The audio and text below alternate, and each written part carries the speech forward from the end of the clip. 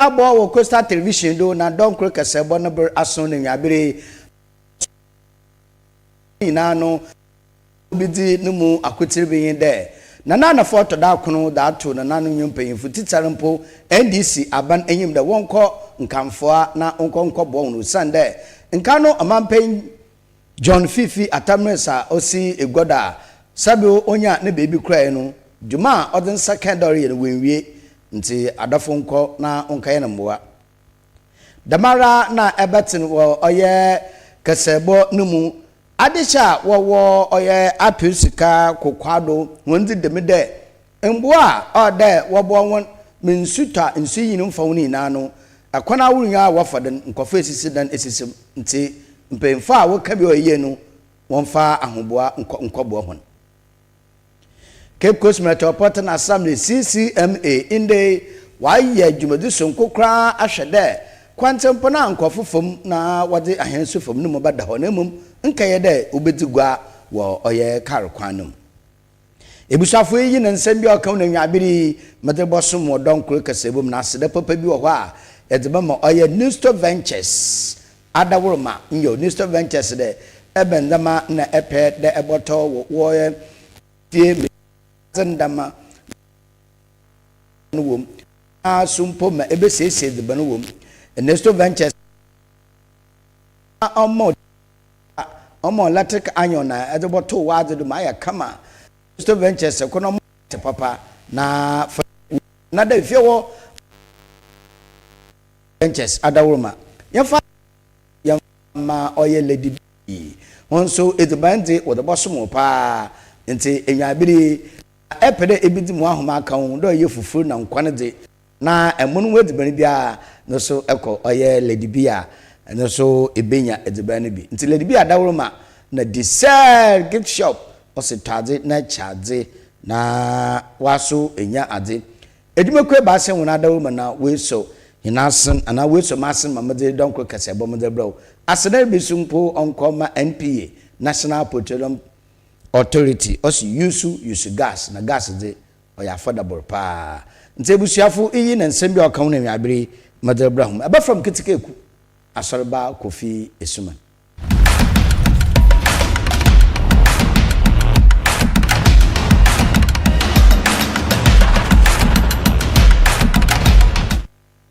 afi yanje na yanje nsam nemu nchechirum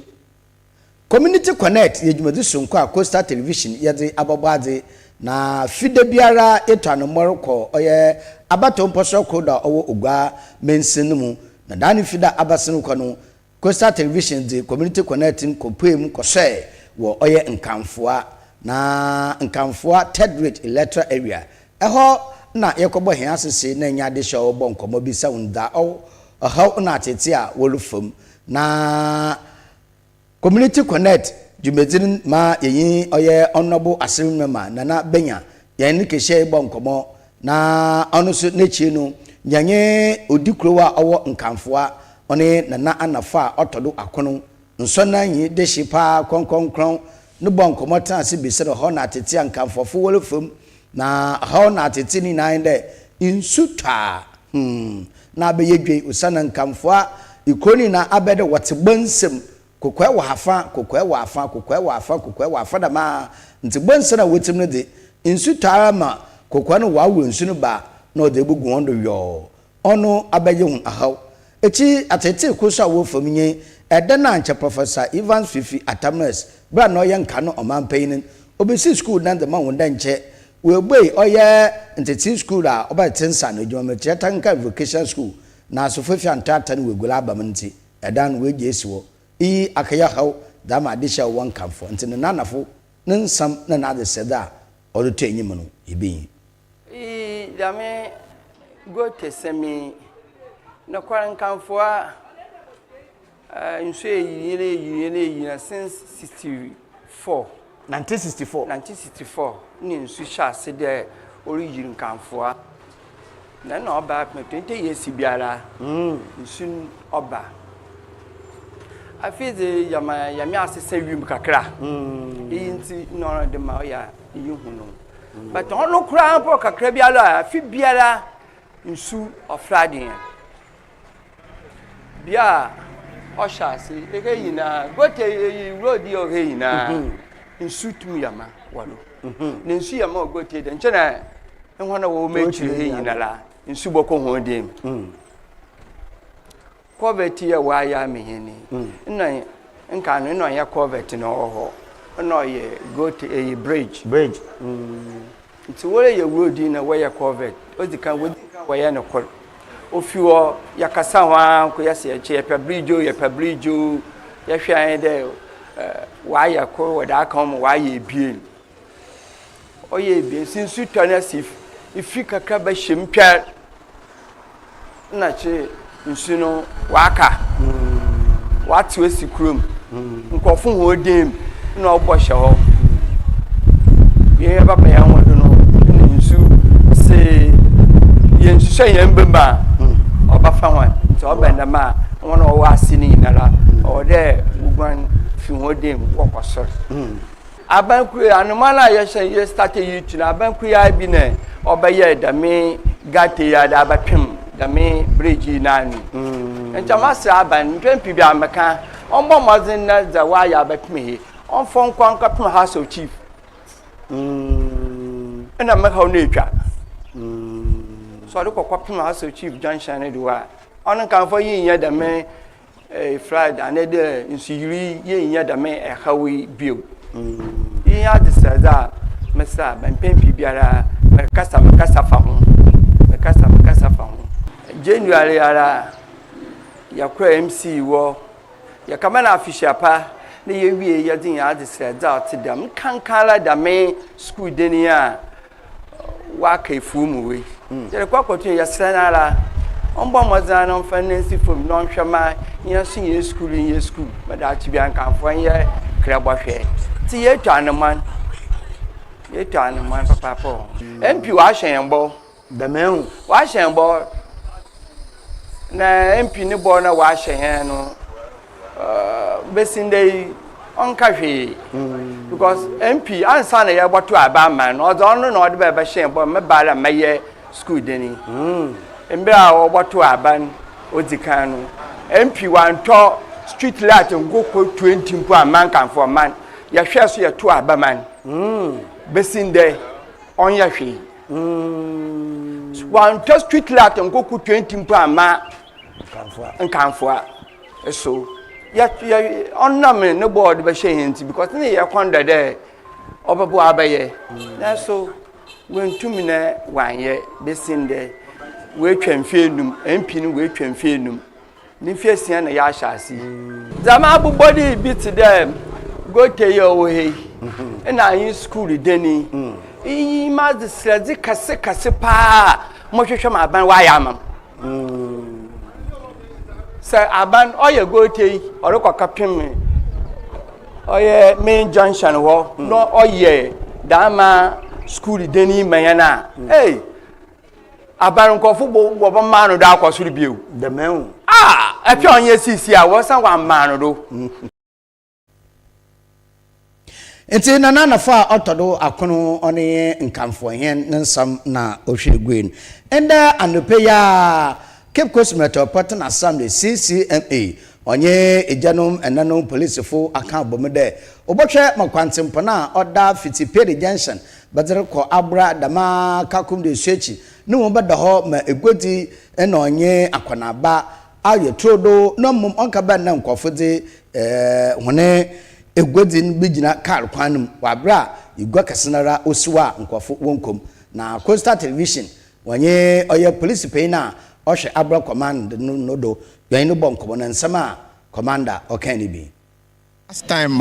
you embark on decongestion exercise me kaide wo be bisa me say we the enye 9-day wonder me catch us said there be as far as my remain the commander of this place you be making sure say there is sanity and then there is orderliness on the road as in omo parking vehicles any the friend of Pragia that is motor tricycle or kwando omunyinara be call according to regulations on one I pursue and this in your own face you can see that yes 30 or you continue the decongestion exercise from Academy Junction to police station proper no. Within a twinkle of an eye, every beginning to the end, a coin so I clear. One guy's out the camera to someone say I clear from here to the end. Let's just say yes, we are sustaining and it is good for the country and it's good for Ogwemai. Before we embark on this, we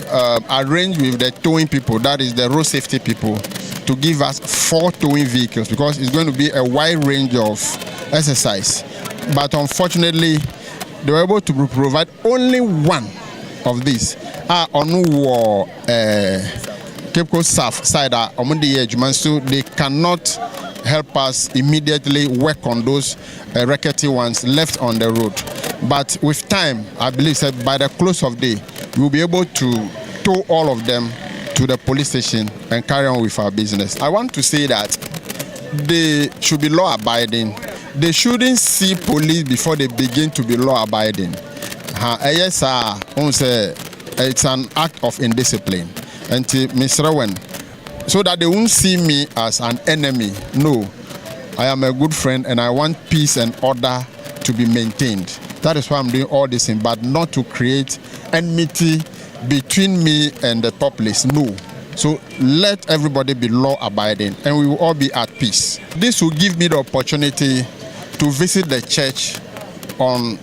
probably the next Sunday and see the leadership. Myself, I want to see that it has happened. Then I'll gush into the church and give them advice to desist from that. Otherwise, the law is no respecter of anybody. You can be a pastor, you can be chief, you can be anybody. We are all under the law. So I'll go on them and give them an advice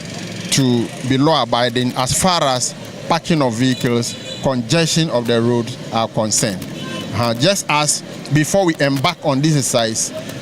the publicity had been very high. We warned everybody over 2-3 weeks before this exercise continued today. So really, I'm going to do that in the church. Nanadmo Quanchafa order Cape Coast North ano na so the name nsam tugwa wodwumade sonkwa nda de pay oba pro no waye ne da no kwani oboboa ma kwantempani na ayaka makama nempo da yefa na atyenkyam no onkesikura nadmo payin no so no sama okay ne bi bofu osade ye ka ho ye bebi osande ye nko mandate papa prevention or the to prevent and san assemnesi into nam de congestion or kodo ye papa ma kwana dem in case of any disaster bi obesibia no ka bia etum move freely no wetum wa ke save nyimpa no nkwa into ye pa na nadbu or de ye hu jim na ehwema oyeye ye ncheche ye papa mbribia ye ko radio do community radio FM stations ye ko community engagement into ye ncheche papa nemum onyi de ye jay or de still ye continue na ye ncheche na dem obeya obi abohu nadmo na edwuma titira odoye na yetum ye edwuma so ye de buat memfo obi ano hoto yo afuto a meze ma manfa wo hwe me wiabre nye de sisiara da mimbri onche biara ma insu ato intino yeretu amanfofo de awu biara ewo bebi a oye disaster prone area na the flood prone area ebe bombarding de sagata na numu esiwa ebehwe na etim mansu na etum wa afema akọ na amabibi kasibi entum amba na abano so no ho ato na timemfo so ya ho ato na dembra oya Cape Coast Metropolitan Assembly wonu dwubedu sonkwa ende opeje esi wonti kwanchafu peina na so ohwe North District no do no na so odnanu masem tugwa na ochire da oye eyuso de poti pa wen na we tesi wode wo pere wo ye kwan no mu odo na kwanchafu peina so no sama okay ne bi yes I say no I'm the okroye but within some 2 or 3 weeks no you when there as was no for no woman wasan woraba back now there is an eba na eba na ebo hwe bibia okay yeba menze ye announcement intina me there bidum wa kwan but all feel to do no an eba ebo ni impromptu na yaba bo hwe na yama bibia fine oh baby wo market inside or there what na what na but was the one baby was am was a warehouse na wasn't the manegum no way in zaman was a bogu car kwan no Walton, which is very bad. And we are aware, leaders near we are Abra Market Queen and a market management committee. When you know we are aware, a meeting, engage one on several occasions. There, one should not go inside, but I'm there as was in see. One zaman always baby or she took room when I say, well, I'm say or marketing ye, ebo was the turn with the we are. Be measure be about what all. I ain't inside there, about now crown. Na atanazi ekwan we etne samansen dam na car bi ni break o failure obaba ba shodo na wenzi udama na wase wonzama towing machine leba you request for 4 towing machines car but it's unfortunately akrope na yensa kan na ekro so pressure na Cape Coast South is very high into we use no into menyo kase ampo from there one Pedu junction waraba into oba one you wase si kwanu nya ebo mo na ifi ona kakra mpere mkan na sisi awole tu onya hwa ekwanu mu ado se de bia oyedem a nche mejizi de traffic flow ebasna enya 1 minute mpo na edube mereko na se won zaman so eton wo ehye no inside na eton a obi aba odo tumo gina bebie na wa ataze masaka bie ya wa ambehye wondo ebusafo yi na yedi kwanya hye sonko a Cape Coast Metropolitan Assembly CCMA anepei upejensi wonyodo na wohwede obokoro yi nsemi na ne nkatebaka Omar bin Abdallah na onye owura Philip na wakafa nsemi wadebrahim yentuado na yanko apio sika kokwado a owo UCC University of Cape Coast nkroto no nkwado bi adesha owo de wonsegun na pampam usuma ma sentran de yewo bosuma otodu ebasa nata ebo bosum orinche biala insu bopren na insu bi yiniti ntadeshin wode wonsegun apampam usu da afi insu bi insu ba fa hona na obio nti na work adma wasema anye de wokona wudu pi wo ho a nkofo odanchi wesisi na no enche wohwemeda na wesisi wujja bebi a insu ba fa na so wodiri na atata kwanum ama akabande sinsuta bebi a insu ba fa no na aka ebo ache bi nidin ini sasunti Coastal Television ya de shawo nkomotwetwen damana okrodo Matter appeals almost by 25 years. But in Zimbabwe, I'm the appeals for Oizinya. It being the access road development. But I'm the olden days now was started appeals UCC Beno. When ya Soviet Papa Moya demarcation.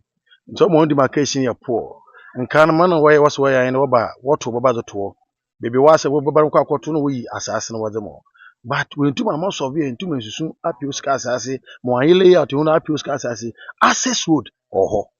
but access road is very important. Women be say, I shall be or the access road daddy. Uncle for PCC wanted. In this in Sutra, and soon you baby or offer. Gates and I think Gates is so the whole university for one issue, no from. And so, but them are so in Sutra, so university was about no, I'm a flat night in there. And also, Nancy, I'm put away the bridge, or I'm put one Mrs. Why you can. But as a quarter, a semi man who could so I tried there, or put there, access wouldn't be, but you want what's a command, what's the hatcher?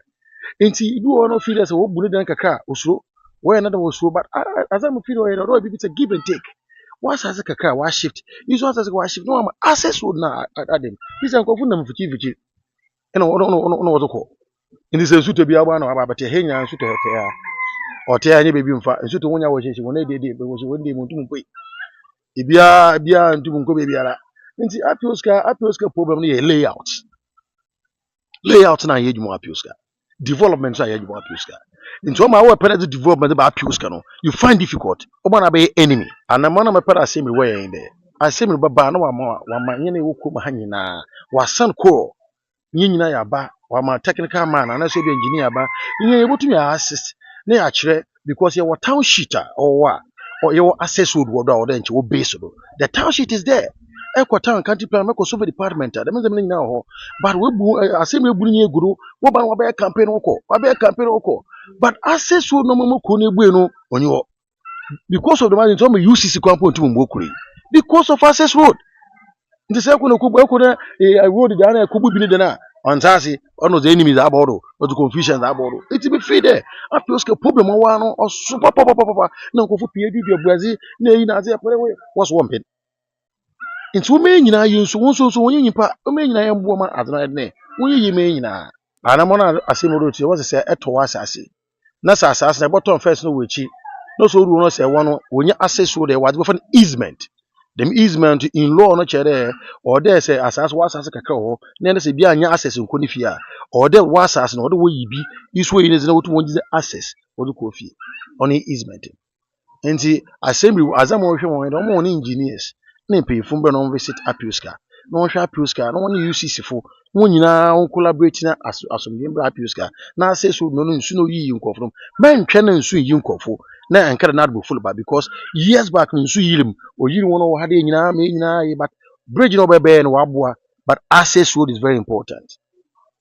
na gates na so onya ha gates UCC na wade ma binim na be de meduma ni poro be eduma wan qualified ni poro be eduma zo wa as one ka say hwe no on qualified contractor come and have a look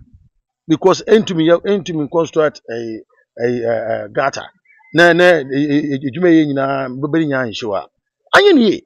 nti odan che UCC for the matter of contract na we oro bo hwe eduma no ye die ya na wa ye eduma ni wa gini sika ko so wonu su na dina passes through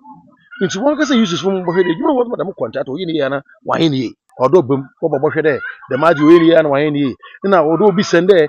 we show no UCC na odi eduma no odi ahwena na ti no ahwena no concrete na adi no o you see the right ratio o you see the right cement odi ya the margin you don't use what checking the pakono oil the margin na ye obi mo wa ye qualified contractor we kwa contractors kwa contractor bi wo fi wo wanyi mesin fa ye jumento contractor before be become a contractor they go school so po e ko school pa e ba o do sua any be you more than 10 years to 15 years and say na be able to makere e be contractor no papo you no loss bi na onye mu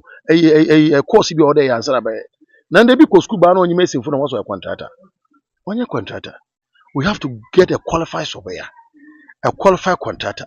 an engineer a qualified engineer even in kwafoko wakosu engineer work wakosu engineer wo school wakaya da me civil na adeba na what in what man was your contractors masa do the right thing asembo to ma catch mayor is not doing the right thing mayor more than the ba ebo hwe fine bra na bo hwe Apiuska eba na abayin dia Apiuska na eko bra bo hwe baby Apiuska in suit of problems na zo me be je no nkofo ndada wo na enko bra na bo hwe aza orokodo ama wo so eche bi na kan ye but anything keje baby na keje no mayor wan dem come to the ground me be nchiro wala nkasa for time na bra bo hwe mo orokodo Apiuska eba say na dia it's an eyesore. Come and see witnesses with your eyes. It's an eyesore. Inti bra. No one chill ma problems or kwa Apiuska. Men bana bi no nyu ka jinje bebia we fe. I need access road here. Ebi he ehwa ebi we. No man was in pakuna to 10. Wonya kwanu fe pakon fon no the 10. Ebi ajeto mu hade a bia ntum ba. Entum man ma be de mazino. Nsusu yi ye no hade a ka bia ntum amatu. Mama mafa bia ala mfanko. Nza Apiuska ne yo problem papa. But the emperor na said you be one kind of qual. I mean my kind of qual. Eba so amusu fie wa Apiuska eba so much other hana Apiuska mate. A hana problem wo. Na hwe ya hwe kone betu ya resolve that problem no wa Apiuska no. Me feel dem botu mabo nyina. One board and be what two board and good. On ye e be me go Tennessee na be what two board and go. And so ma in situ anede bibi keke board no druba gaten mu. Na azuko so mo flat there che yabokwa yimen nsitobimen odo wo try there wo beti go tinu zaman onye aza man yebotum ya aye oye chide machine wetum weti go tinu because onye gata kakraba ihe manfu yebotum ya aye ntazo o ho hen pa an de nche yabokwa nsum bi aza wonti go tinu ma he na board nso osuwan ohon odo wonye container because board wo jisika na wo digum nti se tunu wo benya akoya ma wo fa na wo create wo na wa yan de ma on board no ho bodu aba go tinu mu nti maso ma bi na ohom ne malike de mato ase kakra old baby so a nti ase kakra so onye me because sisi a we sisi da na ewie to de bi a ho a woto ase wo si de na o e bi o jo 6 feet engine 6 feet nti so o chedo paadum pa ka botum edu ho ba sisi a bi esi ni di na esi nti oben let so was access road na nda so hwe asase no bom waaye leyin pakom wo bu ni dan na because road in the ho no was road so ya za road the ho za on motu makre bia wo buni zo ofete ba se road nda won wo pere wo road to a mpakuna ande dance won wo baye ne den pocho malaka nai mo ba ye bia no yim da mazin ame me sabe ameze me ye me to kakra meto bɛyɛ 6 feet fi ho baability lawyer no de wantew nti ma ɔte bi wɔ hɔ onyim na sɛ yɛka so a mfa na hanala onye enyim yɛ beebi a wodi enyim wɔtɔn dɛ wɔyɛ ɛyɛ ato wɔhyɛ ɛkɔtɔ land a nwa wɔtɔn land no ɛyɛ asase no anom no wɔwɔ ɛyi bi a obi a wɔto road wɔde to ba ha no ɔm dɛ ɔnte dɛm to wante to dɛm road nti hafo so ebi a bi wɔ hɔ onyim dɛm ade dɛ ɔdɛ meyɛ nti bi wɔ hɔ osi ne dan ase ne de pɛpɛɛpɛ do ɔyɛ ade a sɛ ɔyɛ kwan da hɔ ade a ɔnom dɛm wɔtum bun ba bi a kwan ɔnyɛ beebi a kwan da nti sɛ wɔahwɛ map no mu lɛ sɛ ha bi a ɛkwan da hɔ no wɔasi dan wɔ hɔ a wɔtum wɔ bun ɔna ebun ɛnyɛ bi wɔ ama menyin pii ba nim maamo bi na papa wɔ maamo hɔ na mete obebi wo Rollins abedo na road din da hɔ ba wam da ehwɛ hɔ na ɔyɛ road nti wo budan Rollins ɔde road to hɔ nti ɔno de sɛ esu dan so beebi ɔde road da za no wɔhwɛ map na road da hɔ za ɔde wo bud na wɔn nso sɛ ebi asaban yɛ na adimpo na sɛ asase yɛ wa awodze na sɛ obenye obotua ne kɔrɔ obenye beebi ama ne da ɔno yɛ dempo aban botum wayɛ ma ɔsɛ dɛ ɔyɛ sɛ kɛ ne mpina ɔno botum wɔ ebu na ɔntie ɔkaw ofi da baby the honor so obey road na sa abanela o sika obotua ne kaw na obey be papa da amane za ono de abane botum waye yi ma wa so won ho na adinyara okobasti na eyi na adinya nti je be say the goten wo bo hwe ne wa goten na order wa panel wo panel run about no mu so was there but goten order wa the mo goten no obey here da wo beye mo wa baso na wa da nimu na wo ye what when or so on ye into sunota and one no yi ma one so one na dinyara okobasti na eyi na dinya nti je be say the goten wo bo hwe ne wa be me na wa ye so ma wa akoso amama nsune ba nso ya hwe me obeye na otodusu ebien ye be yin da nje goten wo mu de wa hade wa ye goten wo be ya na nti we kesi bridge kasen na itwe bridge wa kokodem to okedem na ochede nche orukopum na waye ndem so a odem ayewa na ha su da waye isude owo fom ewo benya owo fom adanchi wo mama obaso enwa obaso na nsu no oba no wade wenye kwana aba abete ozokọ nwa mamfa hawo mamfa mamfa bre mamfa mo nwa woto na asase wu anum na woto na asase won na de woto na asase won hunde ekwanda ha mono ma nsu awdo ofom nta ha yeto na onyeye enwom ya chana yeto na onyeye nti se amide ma aba ma agboto na se menyim de won de na oti na awoso eya asase wenyim de wo won de na ota ade wanka sai den iyeye egboto na amam mo so ma to ade me yedem me yem bibi wodome ohunde my bibi wodom nti memfa brem fa ma won ma wayim na ho kase wo won ma woto na asase ade wo hunde onye ade ye di men pakon na yada hu yegina kokwado apiosika abato mposodo a oben UCC dependei nana kwekwenu a otodo ibasa oye marehen wo oye kokwado apiosika oye na nana no mpayifo wogina na wo pa oye ejanandana wesin fofo kra wo oye kokwado apiosika na nana kwekwenu marehen a owo kokwado apiosika oye no mpayifo wo pa oye jumedin ana wo pa edan no wotam no nana de tugwa kire me de nka no na ejanandana na owomote onye kronyanyanyanye na so ne kankan a oma asor mpo nkodo sukulfo muhia wabira ansa ne mpo wetum wesuaden ono ke ne hia samti moyenu pefo kan gui na yame na adomala mfie ba sentemi na adomadom hon na wetum wesi eda na otedam na ejanandani na oye edesa mesafo won de oye desia na meyinfo so won de desia ni na ne nechi no eguaye dan idu na ohye edanum na abra na nakokwenu de nsam rutugon nsam a okan wodwumazina ase no ebi ton wo na sey wo ya dam ya bra nyina fi ejena na oso no ntinana or castle se man hwe na man ya na nkofo chase de Walk on one creature, Riley baby son. Hey, Mr. Waffle, and I was some bubble. No question, my mutual or her. Me won't down for far from Paramount.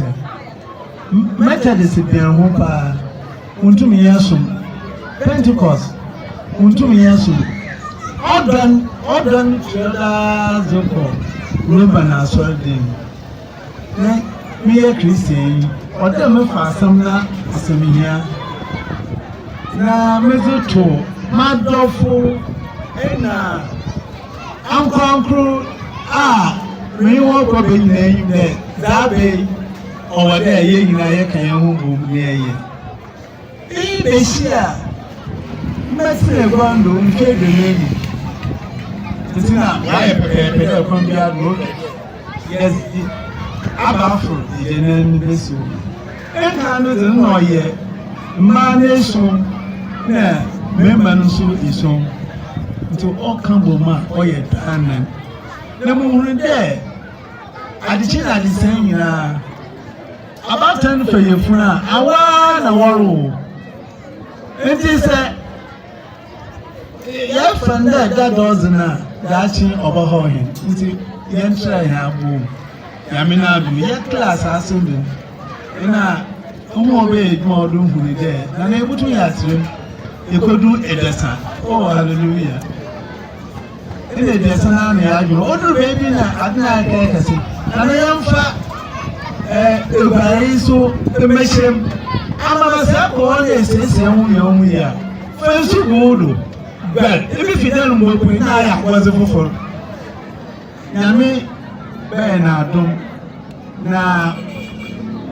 Zawai, Yami Subakan. Now, I am no man in a canasm, where ye casa do. It is the number of why can't you? I pass to the possibility. What will put Yanni oh, see? Now, and you are not about to say, or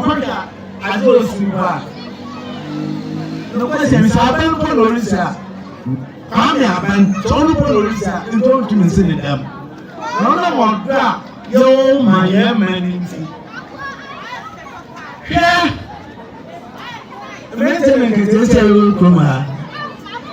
Man Casacati. All the day, man, you should be out of Yama. Is it over there, Mopa away? Uncle for Taprazo for almost over. Yeah, Mamma. Before them, what are you going out with you? So double.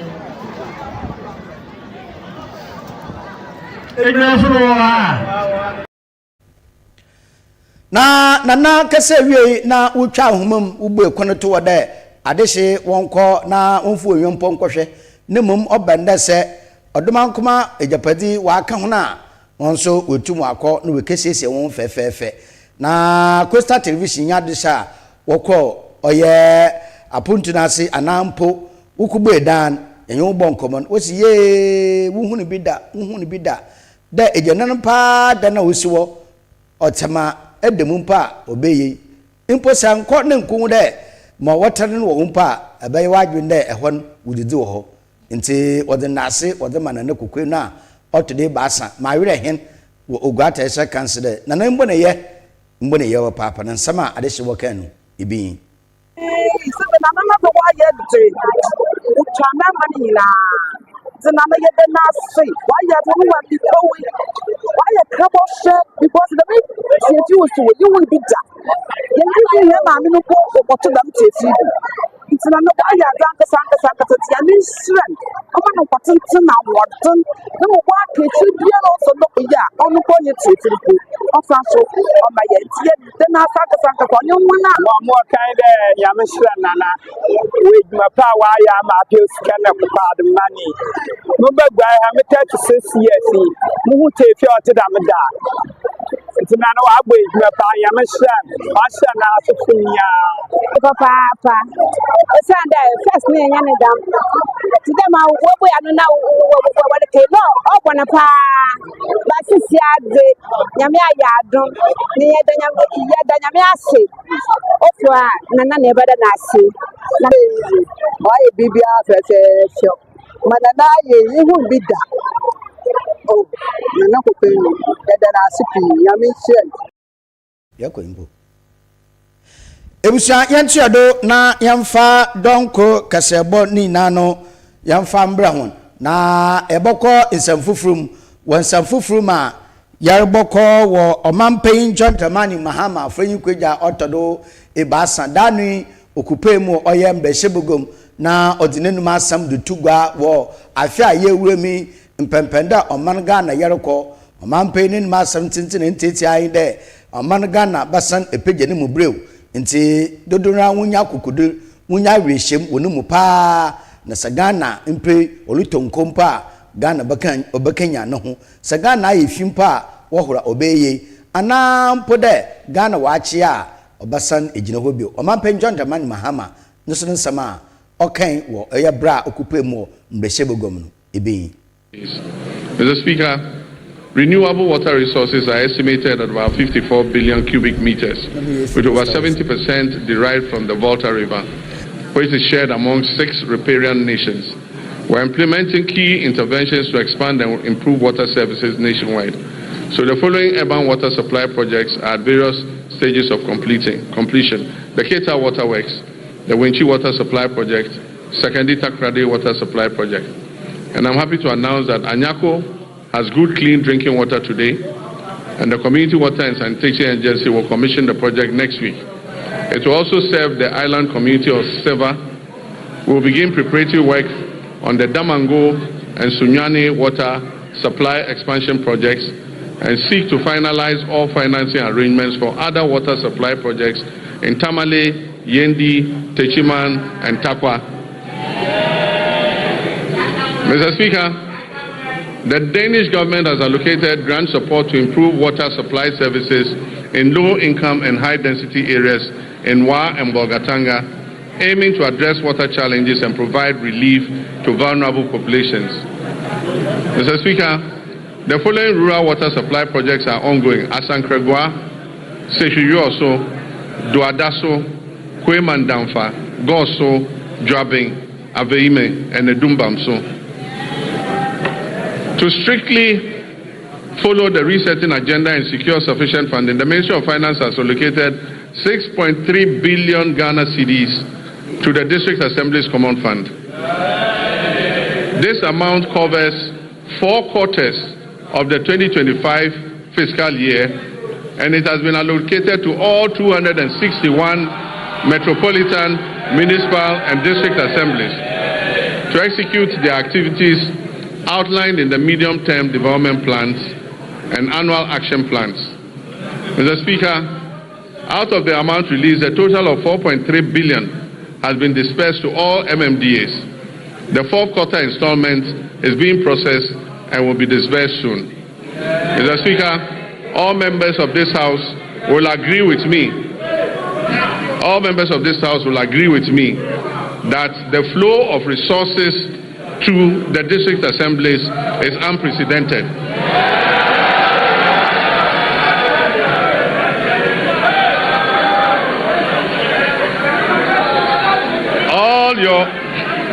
All your assemblies are receiving more money than they've ever received in several years.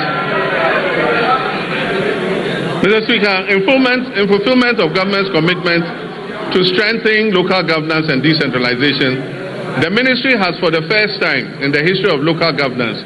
disbursed a total of 100 million Ghana cedis in monthly allowances to all assembly members. Unprecedented, assembly members have received their allowances. The Ministry of Local Government, Chieftaincy and Religious Affairs has also finalized designs for the new 24-hour economy modern markets to be constructed in all metropolitan, municipal, and district assemblies. Mr. Speaker, procurement processes are far advanced to commence the construction of these markets, And very soon, in all your districts, honorable members, you will have a 24-hour market operational. Mr. Speaker, our tourism and creative arts sector has a lot to offer. Creatives using the new media are giving our nation greater prominence than we could have achieved through any first-class traditional media outlet. Our economy will not be built only by traditional sectors, but also by human creativity sectors that will absorb those people who will be displaced from the shop floor by the new AI technologies that are being rolled out. Ghana has become a favorite tourist destination because of our history, culture, our arts, our music, our fashion, and our food. Government has allocated 20 million Ghana cedis to the film sector alone. This is going to the film sector to support Kumawood and Gollywood and all the woods.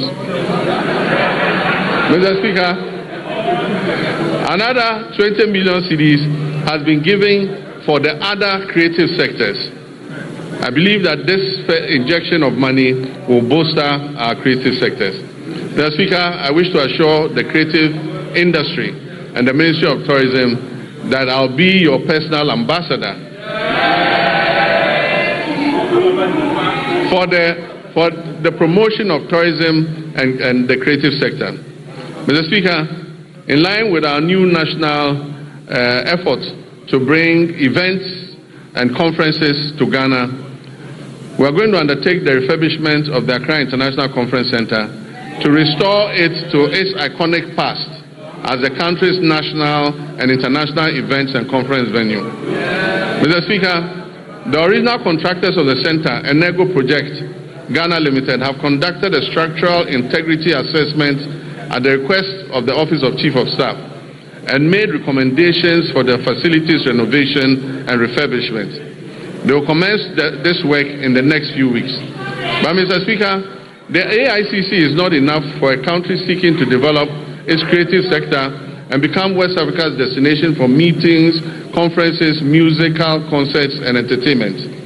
So working with the private sector, work will also commence this year on a befitting convention and creative event center to position Ghana as West Africa's leading hub for meetings, incentives, conferences, and exhibitions. Amampe John Dramani Mahama Frenyu Kwejo today Basan and Samodo Kotugwa Dani Fida wa Mbreshe Bogom Nibi. Ebusa ya chedo na yekuwien wo oye Amemfi Central Abatom Posodo wo Ataye Mantom. Eho na Mbreshe Bogonya o Honorable Joan Okujo. Onye ne Abanka Chipena wo waka bom na wakaye adoye sonko da menuanoma we didam wonyi mpodie mede. Impremprenyala yerekese ende obayedzen da eboko oya traffic na akoto bi we didam na okita kopo ana okita chance resase ediban ampo osese nkwense de ni na ya hihye sonkwa aban edua social welfare do da menuanom a we didam wonyi mpodiem amwa abo hunu dwumedi ahoro ni na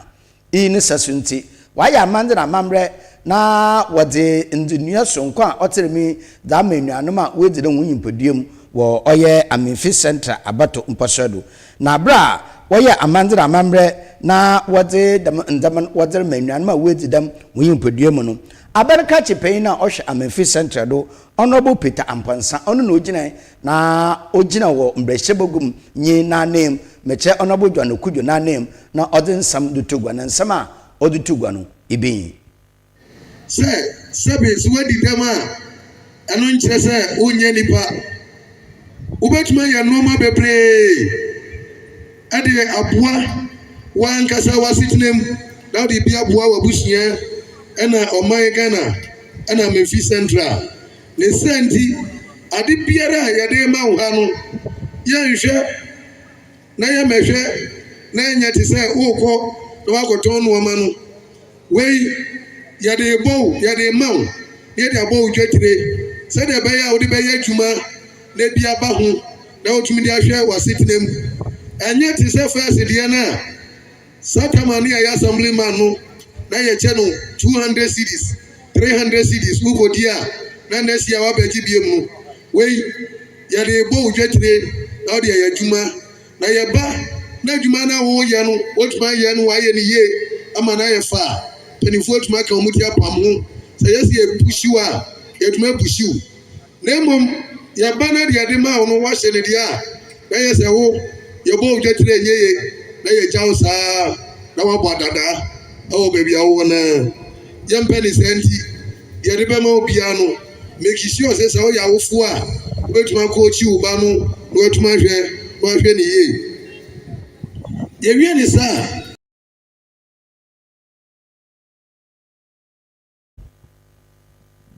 Owura Peter Ampansa a oye DC kase wie yi no kwanchefo panyin na oda social welfare edwuma na no o kire kwana wofa no mpo woye selection ma hona we didam no munye da wope won piti prako pe na wo sori ara ka fa ndama de bai na mo wo kura fefi na wo kibisa won ebe na ade na epe ebe na ade na ye de bo wa obeye ibi da me pehwi chel ibi da me de me peskam de digwa ibi do me pedi frida moto ni nsu ebi se be ya wo mede mami hia ye de emam crutches ono so bobo mpapa na owura dela kofi agamashi ono na oye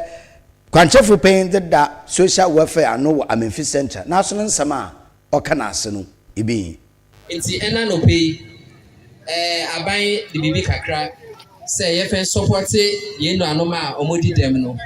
enti before ye sa Jumedi na ya bibi a needs assessment ya ko obi afie anase na okan ni baby sawo we na okan no can say o pe fridge enti fridge no ye be hye wo fie se wo light se wo ni light fridge nkran fa so be de bebre yes anja mani ni ansa yetumi akoton jama no e de abramo enti ye de sa de na abramo no so no ye expect say usu be yisi e ma fa so e de abaso enti department no so ye monitoring you should say bibia de ma obia no wey you see ti wo ha ne aba ofie abehye ne awode ye enti hu ye ofie a na echi say enye wo ade foforo enti fridges no so aye wo ha no so aye ho embossment e wo ho no enti ye besre wa ye de ma obia na ye de afam so me wo sa so that e ba ebi no ya na omoton ade na ye de ma omo no enti ye pen say bibisa abesi enti ade na ye behye wo sa no menton because we support to persons with disability and it also ye person we the abrabon esi oye anything na ya to sanje me ya mawo and it ye besre ma se mo fan ye na ese mo ye na mfa so embro every to embre to embre no e ya aban no so ekoso MP no so support ye in terms of other any asefo enti ye besre wa se enye last time ni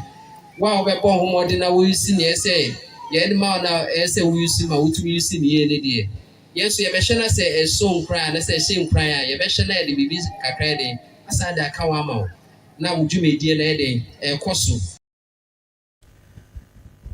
iti yan katibaka kwabna kwa na ode nsemi na ade fi oye atoyemanto meche amenfi central ode nsemi Ibrahim nodo so na yebegina na yede donkore kasebo Costa television no mede aba ewieye manfa da papa no manfa ma oye NPA National Petroleum Authority osi use gas ni fie wonya akono diesel no so ositade na charge damara na le DB Ford Avenue no so sidedman na wara wahom nka ho damara so na yede asedan bi so yede ma Newsto Ventures osi serihwe wonyoma to TV papa to radio papa ma lighter obofie won onya ahomka edwumakui wona adaworo mara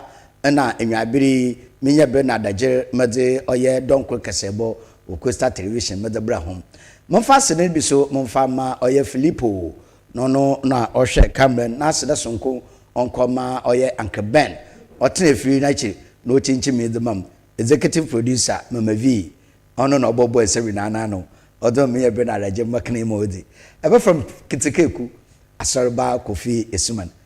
yamumuna sha ahenwa abro enyado onye ndane so yawo no chena